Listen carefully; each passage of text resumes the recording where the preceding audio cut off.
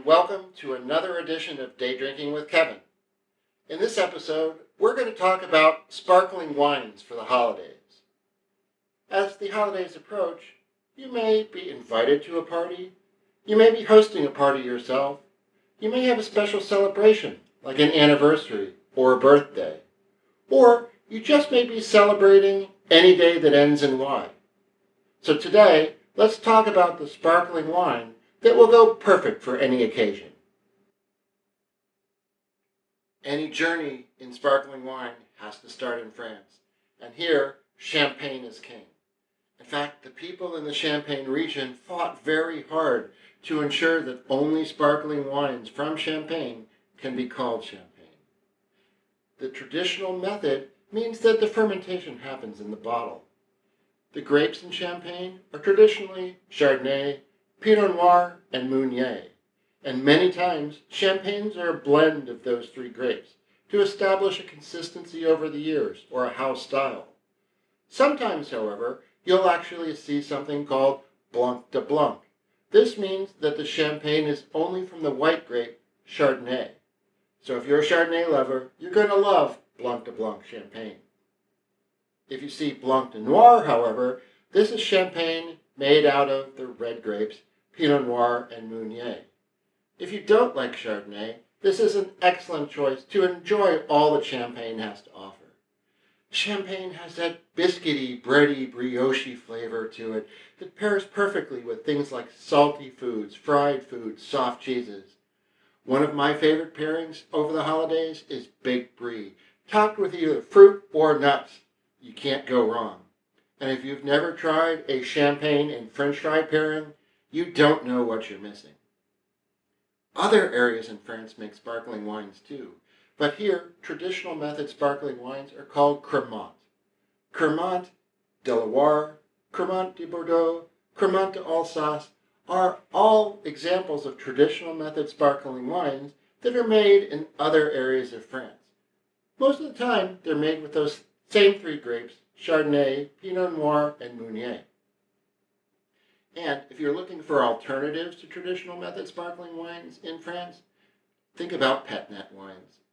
We have an entire video on pet net wines, so check it out, and you'll understand why pet net wines make an excellent choice for your holiday season. Next, let's talk about the sparkling wines of Italy. And if you think you know about all the different sparkling wines in Italy, maybe there's some you haven't heard of before. But let's face it, the number one sparkling wine in Italy is Prosecco. Here, the grape is called Glera, and it's made in a tank and not fermented in a bottle. This is one of the reasons that Prosecco is a little less expensive than traditional method sparkling wines. The winemakers here are highlighting the fruit-forward nature of the wine, and not that biscuity, brioche flavor that you get from a traditional method sparkling wine. And it pairs great with all kinds of things like fruit salads, and you can actually make some pretty interesting cocktails with Prosecco as well, including mimosas and bellinis. And with Prosecco being a little less expensive, it's a great way to feed a large number of people when you're hosting a holiday party this season. If you're looking for a traditional method sparkling wine from Italy, think Franciacorta. Franciacorta is made in the Lombardy region of Italy and uses Chardonnay, Pinot Noir, and Meunier as its traditional grapes. The fermentation happens in the bottle, and it pairs with all of the same things that a traditional method sparkling wine will pair with. And finally, if anybody in your family has a sweet tooth like my sister Maureen, you might think of a sparkling Moscato or a sparkling Lambrusco. These are both excellent alternatives if you're pairing with either a dessert or if you just have that sweet tooth and you're looking for that sweet dessert wine. No discussion about sparkling wine would be complete without talking about cava. Cava is king in Spain.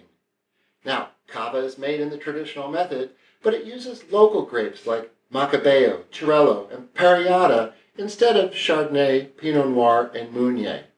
And I like cava because there are some people in my family that are not big Chardonnay drinkers, so it gives an opportunity to have that same traditional method sparkling wine made with different grapes. And I like cava because it tends to have a little bit fuller body and a little smokiness in the flavor. And that's something of particular fun for me since I do a lot of smoking over the holidays. If you're looking for sparkling wines from Germany, think Sekt or sparkling Riesling. A lot of times these wines have a little bit of residual sugar in them. So if you're serving meals that have a little spice to them, like Thai food, Indian food, Asian food, or maybe your steak marinade has some red pepper flakes in it. Or during the Super Bowl, if you serve those jalapeno poppers, which are deep fried with cream cheese and jalapenos in them, a sparkling wine from Germany is an excellent choice. Next, let's talk about sparkling wines from the land down under and New Zealand. Here you have choices like sparkling Shiraz.